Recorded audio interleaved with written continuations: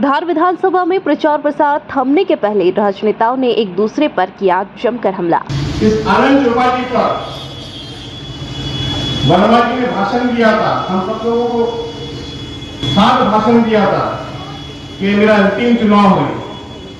इस labour company को, इस बाल मुकुंद सिंह गौतम को बोतल में बंद कर मैं लेबर छोड़ाऊं, उसके बाद हाल को आप संभालना।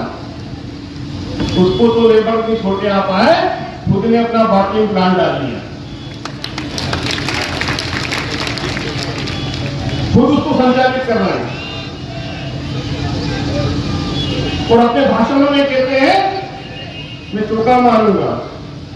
मित्रों, इतने युवा बैठे हैं, बहनें बैठी है, इसकी ताकत बैठी है, आप मेरे साथ में छक्का मार के उठा देंगे।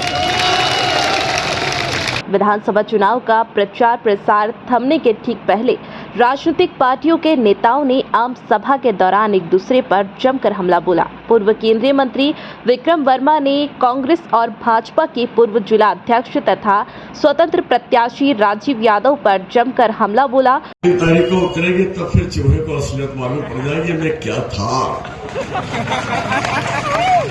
और जो कुछ में था वो ये कमल के फूल की वजह से था, तुम्हारी वजह से नहीं था। क्योंकि यदि लोग हार डालते थे तो भारतीय जनता पार्टी के जिलाध्यक्ष के नाते डालते थे। तुम्हारी असलियत तो तुम्हारे मोहल्ले का आदमी भी जानता है, उसके बारे में क्या बोला जाए, क्या बोला। अब कह लगे नीना वर्मा विकास नहीं कर सकती, मैं विकास करूंगा।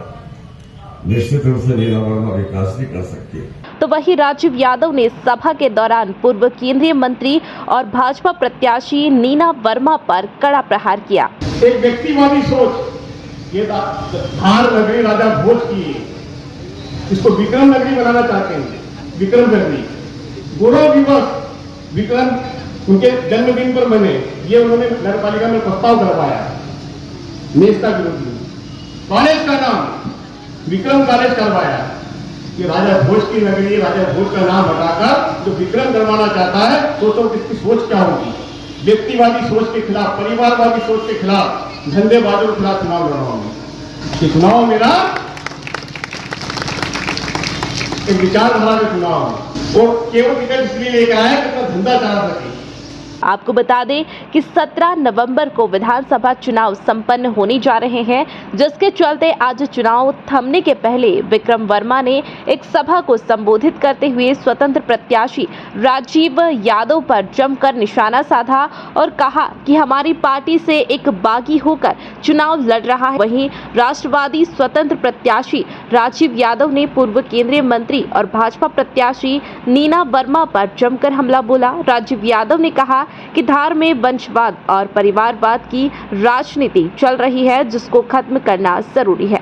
धार भोज की नगरी है, इसे विक्रम नगरी बनाने का प्रयास किया जा रहा है, जिसको हम होने नहीं देंगे। स्वतंत्र प्रत्याशी राजीव यादव ने कहा कि मैं विकास के मुद्दे को लेकर चुनाव लड़ रहा हूं। धार में परिवारवाद को खत्म करना है। इसकी वाणी, इसकी भाषा, इतने तरह की गाली तो कभी हमने जीवन में नहीं सुनी। जितने प्रयोग, जितनी विभिन्न प्रकार की गालियां उस ऑडियो में सुनाई दे रही थी कि भगवान पूरी डिक्शनरी बन जाए गालियां क्या होती है।